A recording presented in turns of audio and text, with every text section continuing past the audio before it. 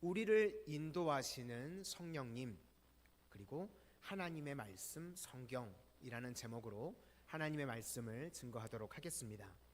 먼저 우리를 인도하시는 성령님입니다.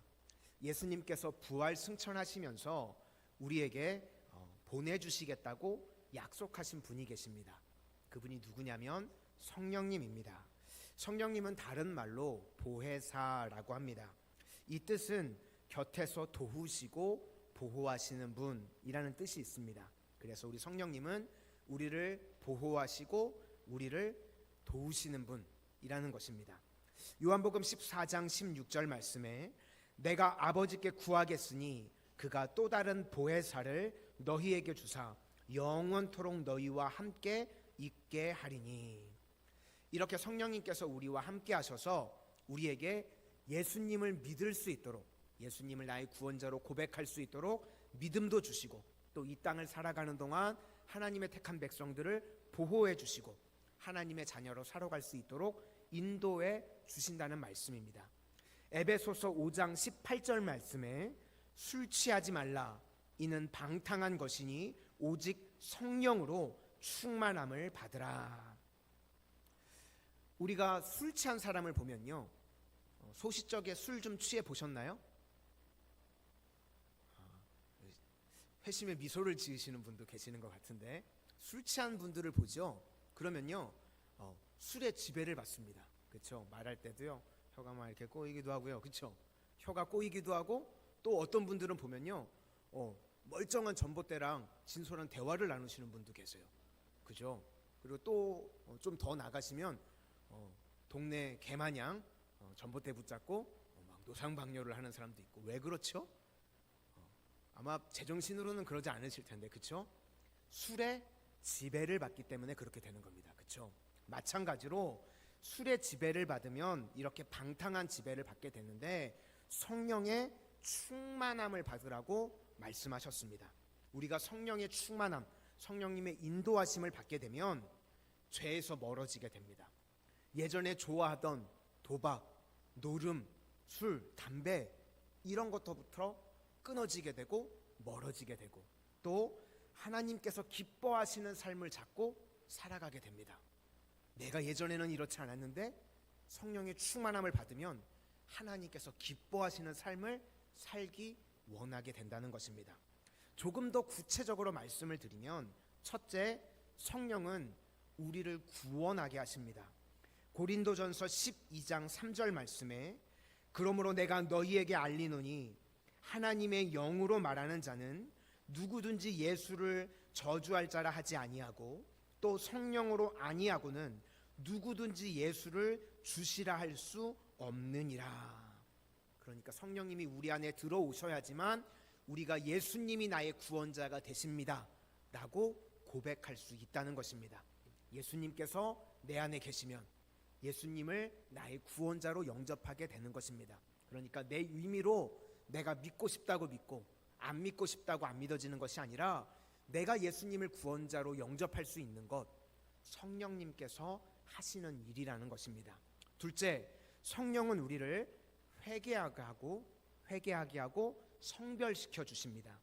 데살로니가 후서 2장 13절 말씀에 주께서 사랑하시는 형제들아, 우리가 항상 너희에 관하여 마땅히 하나님께 감사할 것은 하나님이 처음부터 너희를 택하사 성령의 거룩하게 하심과 진리를 믿음으로 구원을 받게 하심이니. 이렇게 성령님께서는 우리를 죄에서 구원해 주실 뿐만 아니라 하나님의 뜻대로 살아갈 수 있도록 우리를 성화의 길로 인도해 주신다는 것입니다. 성령님께서 우리 안에 오시면 세상의 죄악들이 멀어지게 되고 날이 갈수록 예수님을 닮아가는 성화의 삶을 살아가게 된다는 것입니다. 셋째, 성령님이 하시는 일은 하나님의 일을 하게 하신다는 겁니다. 사도행전 1장 8절 말씀에 오직 성령이 너희에게 임하시면 너희가 권능을 받고 예루살렘과 온 유대와 사마리아와 땅끝까지 이르러 내 증인이 되리라 하시니라. 우리가 성령의 충만함을 받게 되면 교회에서 봉사하는 일이 기뻐지게 됩니다. 그리고 영혼을 구원하고 영혼을 전도하는 일에 우리가 쓰임받게 된다는 것입니다. 우리 교회 처음 나오셨다고 할지라도 예수님을 나의 구원자로 영접하는 이 은혜가 성령님을 통해서 임하게 되시고, 또 성령님께서 우리와 함께 하심으로 성령님께서 기뻐하시는 대로 성화의 삶을 살아갈 수 있는 여러분들이 되실 수 있기를 소망합니다. 두 번째는 하나님의 말씀 성경입니다. 성경은요, 약 1500년에 걸쳐서 완성되어졌습니다. 그리고 이 40명의 손에 의해서 기록되어졌습니다. 그렇다면 사람의 손에 의해서 기록되어진 성경이 어떻게 하나님의 말씀일 수가 있는가? 첫째, 성령의 감동에 의해서 쓰여졌기 때문입니다. 성경을 기록한 사람을요, 저자라고 하지 않습니다. 우리가 보통은 책을 쓴 사람을 저자라고 하는데, 성경은 성경을 기록한 사람들을 뭐라고 부르냐면 기자라고 부릅니다. 성령의 감동에 의해서 하나님으로부터 주어진 말씀을 기록했기 때문에 그 사람들은 저자가 아니라 기자라고 하는 것입니다. 베드로후서 1장 20절과 21절 말씀에 먼저 알 것은 성경의 모든 예언은 사사로이 풀 것이 아니니 예언은 언제든지 사람의 뜻으로 낸 것이 아니요 오직 성령의 감동하심을 받은 사람들이 하나님께 받아 말한 것임이라. 이렇게 성경은 성령의 감동하심으로 하나님께서 사람을 통해서 기록하셨다는 것입니다. 둘째, 완전한 통일성을 지니고 있습니다. 창세기로부터 요한계시록까지 구약 39권, 신약 27권, 창세기부터 요한계시록까지 크고 작은 글들로 이루어져 있는데, 아까 말씀드렸던 것처럼 1500년에 걸쳐서 40명이 기록을 했습니다. 그 사람들은 동시대 인물도 아니고 또 서로 정보나 의사를 교환한 적도 없습니다. 그런데도 성경의 모든 말씀은 처음부터 끝까지 완전한 통일성을 지니고 있습니다. 이것은 시간과 공간을 초월하시는 하나님의 말씀이 아니고서는 불가능한 것입니다. 에베소서 4장 5절과 6절 말씀에 주도 한 분이시오 믿음도 하나요 세례도 하나요 하나님도 한 분이시니 곧 만유의 아버지시라. 만유 위에 계시고 만유를 통일하시고 만유 가운데 계시도다. 셋째, 시간과 공간을 초월해서 모두에게 주시는 말씀입니다. 성경은요, 1차적으로는 당시를 살던 사람들에게 주어진 하나님의 말씀입니다. 그뿐만 아니라 거기에 국한되지 않고 오늘을 살아가는 우리에게도 주시는 하나님의 말씀이라는 것입니다.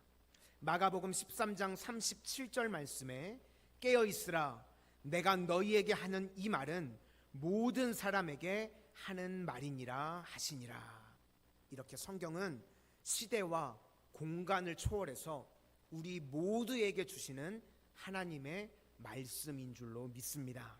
그러면 하나님의 말씀인 이 성경은 어떠한 능력이 있는가? 첫째, 부르시는 능력이 있습니다. 마태복음 4장을 보면 주님께서 제자들을 부르시는데 동시에 4명의 제자들을 부르십니다. 주님께서 제자들을 부르실 때 돈을 주신다고 하시지 않았습니다. 지위를 주신다고 약속하시지도 않으셨습니다. 그냥 주님께서 제자들을 부르셨습니다. 그런데도 제자들은 예수님의 말씀에 순종해서 예수님을 따르게 됩니다. 왜 그런가 하면 주님의 말씀 가운데 부르심의 능력이 있기 때문입니다.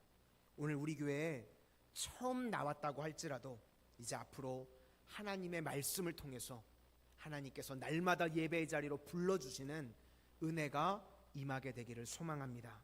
둘째는 치유하시는 능력이 있습니다.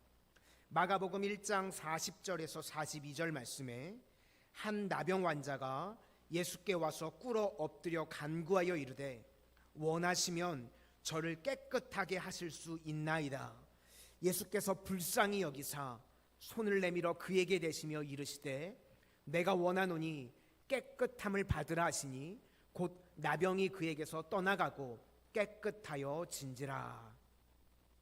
예수님께서 나병 환자에게 깨끗함을 받으라 라고 말씀하시는 순간 그가 깨끗함을 받았다고 기록하고 있습니다. 이렇게 예수님의 말씀에는요, 치유의 능력이 있다는 것입니다. 이처럼 하나님의 말씀이 선포될 때에는 치유하시는 능력이, 치유의 역사가 나타나게 되는 것입니다. 오늘날도 많은 사람들이 하나님의 말씀을 통해서요, 치유함을 얻는 것을 우리가 보게 됩니다. 예수님께서도 사역을 하실 때 3분의 2가 넘는 사역을 치유의 사역에 매진하셨습니다. 그리고 하나님께서도 출애굽기에 하나님의 이름을 소개하실 때 나는 너희를 치료하는 여호와임이니라, 여호와 라파, 치료하시는 하나님이라고 말씀하셨습니다. 우리 마산 성은교회 하나님의 말씀을 들을 때마다 치유의 능력을 경험하시는 모든 성도님들이 되시기를 소망합니다. 셋째, 변화시키는 능력이 있습니다. 누가복음 19장 5절 말씀을 보면 삭개오라고 하는 불의한 세리장이 나옵니다. 그의 재산은 모두 불의한 방법으로 치부한 것입니다. 그런데 그가 주님을 만나자마자 변화가 됐습니다. 말씀이 그를 변화시켰다는 것입니다. 세상에서 제일 변화되기 힘든 것이 사람이라고 합니다. 다른 어떤 것으로도 변화되지 않는다고 합니다. 그런데 우리 하나님의 말씀은요, 사람을 변화시키는 능력이 있다는 것입니다. 정말 하나님의 말씀을 우리가 인격적으로 만나게 되면 우리 모두가 변화되게 되는 줄로 믿습니다. 간혹 그런 분들이 계시죠. 교회 다니시는 분들을 보면서, 나쁜 분들 보면서 아유, 예수님 믿는데 저러냐고 사람이. 제가 지난번에도 말씀을 드렸는데 예수님 믿었으니까 그 정도예요.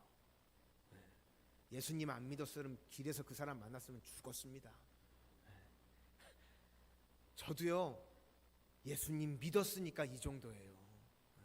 여러분, 저 예수님 안 믿었을 때 만났으면 볼만 하셨을 겁니다. 아주. 예수님을 만나게 되면, 말씀을 만나게 되면 누구든지 다 변화되게 되는 줄로 믿습니다. 넷째, 사탄을 물리치는 능력이 있습니다. 마태복음 4장 10절에서 11절 말씀에 이에 예수께서 말씀하시되 사탄아 물러가라 기록되었으되 주 너의 하나님께 경배하고 다만 그를 섬기라 하였느니라. 이에 마귀는 예수를 떠나고 천사들이 나와서 수종드니라. 예수님의 말씀의 능력 가운데 사탄이 쫓겨났다고 말하고 있습니다. 사탄은 언제나 예수님의 말씀의 능력을 이기지 못합니다. 베드로전서 5장 8절을 보시면 마귀가 우는 사자와 같이 두루 삼킬 자를 찾고 있다고 이야기를 합니다. 그런데 우리가 마귀를 이길 수 있는, 대적할 수 있는 유일한 방법은 믿음 위에 굳게 서는 것입니다. 믿음 위에 굳게 선다는 것은 두말할 것도 없이 말씀 위에 굳게 서는 것입니다. 우리가 하나님의 말씀 위에 서게 되면 마귀가 우리를 넘어뜨릴 수 없습니다. 그리고 말씀 위에 굳게 서게 되면 모든 사탄 마귀의 괴계로부터 우리가 승리하게 되는 줄로 믿습니다. 마지막으로 말씀에는 창조의 능력이 있습니다. 주님의 말씀은요, 창조의 능력입니다. 만물이 다 그의 말씀으로 만들어지게 되었습니다. 우리에게 아무것도 없을지라도 주님께서는 우리에게 모든 것을 주실 수 있는 능력이 있습니다. 왜냐하면 말씀의 능력이 있기 때문에. 주님의 말씀은요, 죽은 자를 살리시고 없는 것을 있는 것으로 부르시는 말씀의 능력이 있는 주님이신 줄로 믿습니다. 오늘 새가족 교육을 통해서 혹 우리 교회 처음 나오셨을지라도 앞으로 신앙생활 잘하셔서 성령의 인도하심을 받으셔서 날마다 하나님의 거룩한 백성들로 성화되어져 가실 수 있기를 바라고, 또 예배를 통해서 살아계신 하나님의 말씀의 능력을 체험하는 귀한 성도님들이 되시기를 주님의 이름으로 축원을 드립니다.